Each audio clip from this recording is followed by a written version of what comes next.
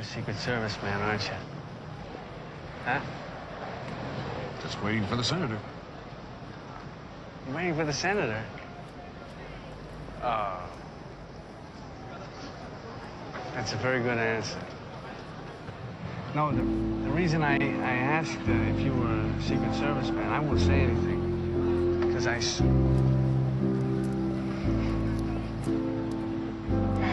saw some suspicious looking people over there. Yeah, they were over there, right over there.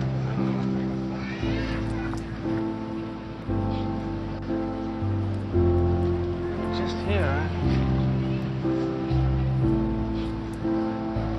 they were very, very suspicious. Yeah.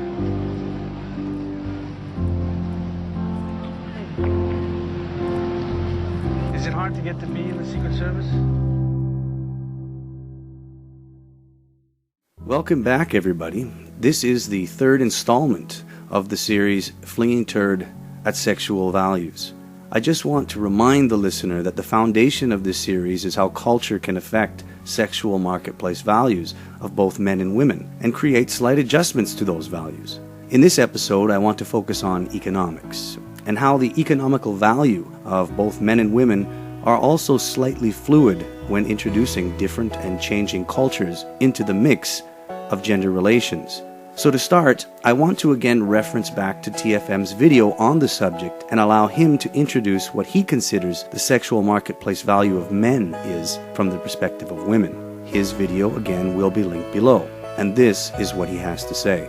Now let's turn to women. Like men, women are attracted to four things in descending order: resources, physicality, alpha traits, and personality, bringing up the rear once again. Resources are how much money a man has and is capable of earning. Much how men have a scale to judge a woman's beauty from 1 to 10, women judge a man by how much money he earns and how much resources he has. A man earning the average wage of $50,000 a year is basically a 5, while a man earning $100,000 a year or more is basically a 10, depending on how high maintenance a particular woman is. Now, when TFM says resources, this is what I mean by economics. Because a man's personal resources and how they are perceived by women, again, depends on culture. The world is a very big place.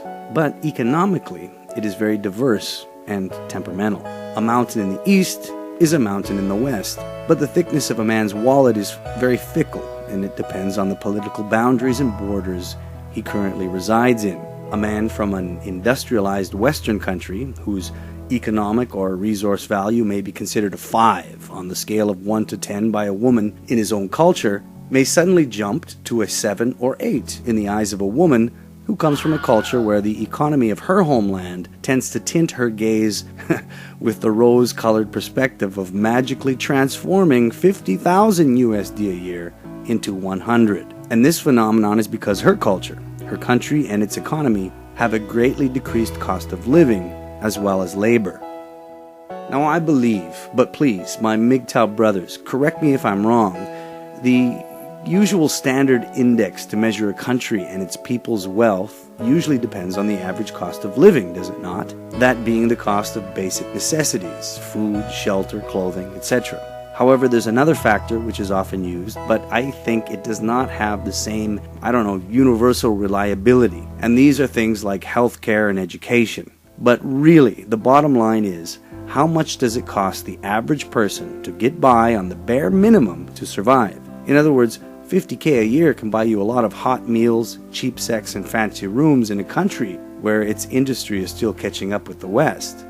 If you are a red-pilled man listening to this now and considering this avenue that I'm presenting you, I might say this. Actual retail price, $3,045. Congratulations! You just increased your sexual marketplace value as a man by simply hopping on a plane to a different country, and it's worth the price of a ticket. But, and there's always a big but, and the but is that it's not all fun and games. Again, cultures are different. Things change. There are advantages and disadvantages. As a MGTOW red-pilled man, you have to weigh them all out and decide what is best for you. And I will expand on the but a little bit later. Maybe in this video, but more likely in the next. So let's continue, shall we? At this point, let me make a comparison between the sexual marketplace values of a man and a woman when cultures collide. The number one sexual marketplace value of men, in the eyes of women, is his resources, his currency. But this is very dependent on, of course, the eye of the woman who sees him within the context of her, well, subjective gynocentric culture. However, it's the same from a man's perspective, is it not? I mean, we both, as men and women, share a very similar evolved desire. Beauty and wealth are both subjective, and both, well, they either lay or lie in the eye of the beholder. One man's trash is another man's treasure, correct? The problem is that Western men, in this comfort of a cheaper cost of living, have started to believe this Disney fantasy that what we as men see as beauty is the only subjective thing in the universe between the relations of man and woman. We start to believe that it is only our perspective of beauty that grinds the wheels of progress, and this is absolute bullshit. My MGTOW brothers, Disney cartoons of women being rescued by this handsome prince have hurt the male sex 1,000,000-fold compared to the privileged female who only has to worry about how sexually attractive the man who kisses her is. Because in an evolutionary sense, no woman cares about the prince's looks, but more about, well, how many castles he has. Now continuing, as a man, I found by visiting other cultures away from women of my own country, that what I once considered as a woman an 8 out of 10 in regards to her sexual marketplace value, well, that soon fell to a 5 or less after I had experienced being with women from these other cultures, and especially Asia, in regards to my own paradigm. This same phenomenon happens to men as well, who, while in their own country, are often glossed over by women because of their resources. Later, when these men patrol a different culture, they become far more valuable in the eyes of women who are used to a cost of living that, well, let's face it, many of us Westerners might consider poverty. Brothers, this is not akin to taking advantage of anyone. I'm not trying to sell that idea. Don't let the feminized, high living cost, Western socialistic morals continue to browbeat you into submission as a man. Recognizing and acting on this knowledge that I'm giving you is actually playing your MGTOW cards within a global marketplace. You need to crunch the numbers. Crunch the numbers that I've given you. But at the same time, why don't you crunch the numbers that TFM has so brilliantly described in his own video? And after that, make up your own mind. The only difference here is that TFM, Turd Flinging Monkey, perceives his own ideas of sexual marketplace value as a male from the confines of the borders he grew up in. However, I, on the other hand, do not. Now, this doesn't make his opinion more valid than mine, nor does it make my opinion more valid than his.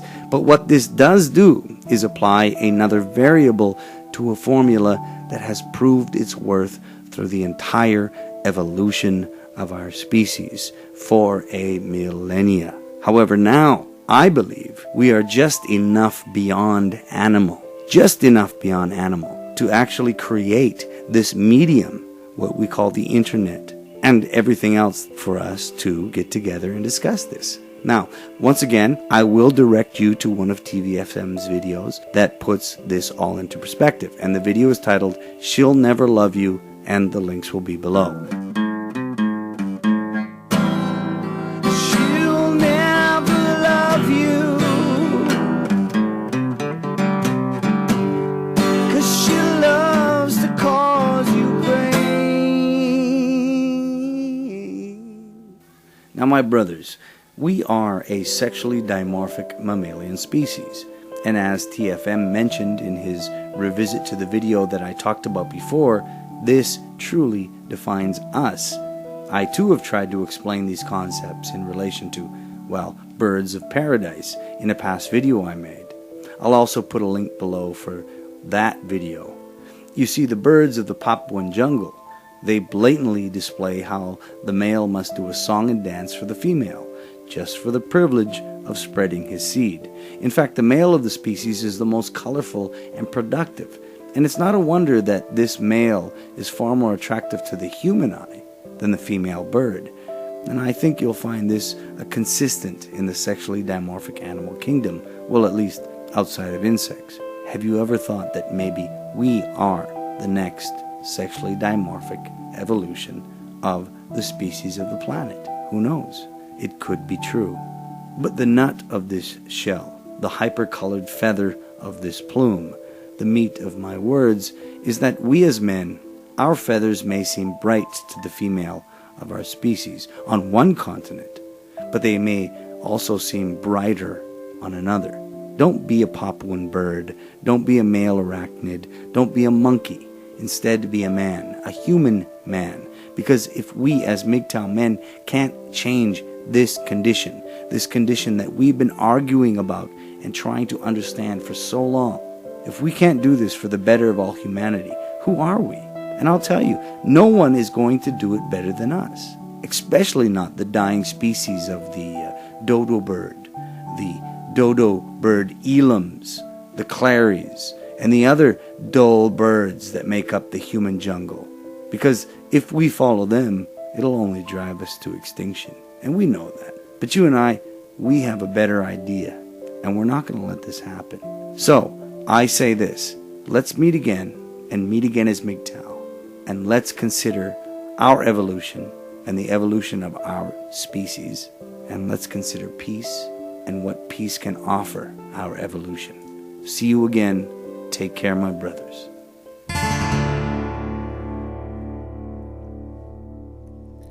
I can hear what you're thinking, all your doubts and fear.